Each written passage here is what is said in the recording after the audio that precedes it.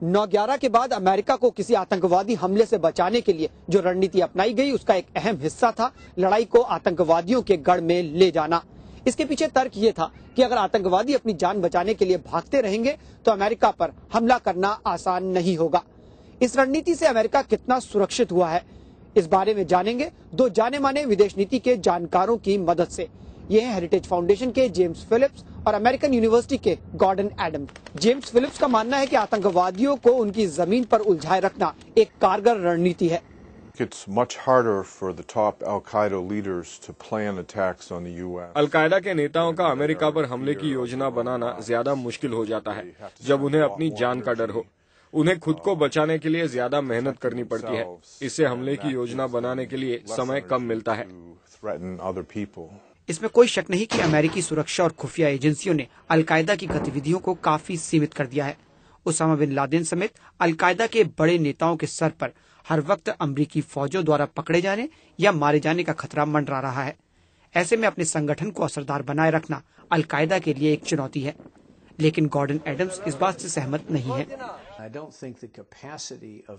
मैं ये नहीं समझता कि अल-कायदा की अमेरिका पर हमले की योजना बनाने की काबिलियत इस बात से कम होती है कि आतंकवादी अफगानिस्तान और पाकिस्तान में एक कैंप से दूसरे कैंप में भाग रहे हैं। उनके लिए इससे परेशानी जरूर पैदा होती है, लेकिन इससे उनके लिए हमले की योजना बनाना असंभव नहीं होता।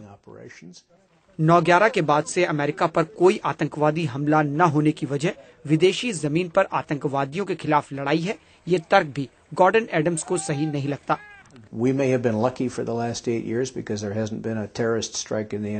पिछले 8 सालों में हम शायद खुशकिस्मत थे कि अमेरिका पर कोई आतंकवादी हमला नहीं हुआ। इससे कोई ये निष्कर्ष निकाल सकता है कि आतंकवादियों के पीछे जाने की रणनीति ने काम किया, लेकिन इसका मतलब यह है कि हमने अपनी चौकसी बढ़ाई है और आतंकवादियों को देश के अंदर या सीमाओं पर पकड़ा है। ये बिल्कुल साफ नहीं है कि पाकिस्तान और अफगानिस्तान में आतंकवादियों पर अमेरिकी हमले से हम सुरक्षित हो रहे हैं या नहीं। लेकिन जेम्स फिलिप्स का कहना है कि अमेरिका केवल अपनी सीमा पर ही आतंकवादियों का मुकाबला करे, ये रणनीति सफल नहीं हो सकती। I think that any approach that doesn't include going after the leadership of the terrorist groups ultimately is doomed to failure. मेरे हिसाब से कोई भी रणनीति जो आतंकवादी संगठनों के नेताओं को निशाना नहीं बनाती वो असफल होगी, क्योंकि अगर उन नेताओं को अकेला छोड़ दिया जाए तो वो बेकसूर लोगों को मारने की योजना बनाएंगे। आतंकवाद के खात्मे के लिए बहुस्तरीय रणनीति होनी चाहिए जिसमें सुरक्षा के साथ साथ आक्रामक कार्रवाई भी हो और जो लड़ाई को आतंकवादियों के पास ले जाए। अगर अमेरिका आतंकवादियों का अपनी सीमा पर आने का इंतजार करेगा तो ये हारने वाली रणनीति होगी, क्योंकि आतंकवादी आत्मघाती हैं। गॉर्डन एडम्स का कहना है कि पिछले 8 सालों में अमेरिका ने अपनी एक तरफा सैनिक कार्रवाई से न केवल दोस्त खोए बल्कि आतंकवादियों के खात्मे को भी मुश्किल करा। Bush doctrine was to say we will attempt to preempt. They called it Bush का ये सिद्धांत कि हम अमेरिका पर खतरे की थोड़ी भी संभावना को पहले ही खत्म कर देंगे, दुनिया में कहीं भी और जरूरत पड़ने पर अकेले ही, और हमने ऐसा किया।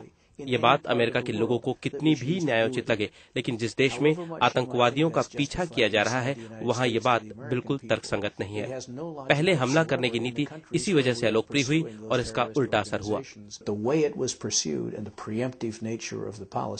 made it extremely unpopular, therefore counterproductive.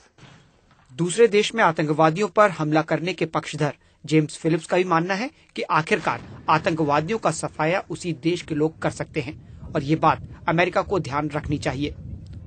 One of the downsides of US troops overseas. अमेरिकी सेनाओं की विदेश में मौजूदगी का एक पहलू ये है कि स्थानीय जनता उन्हें पसंद नहीं करती।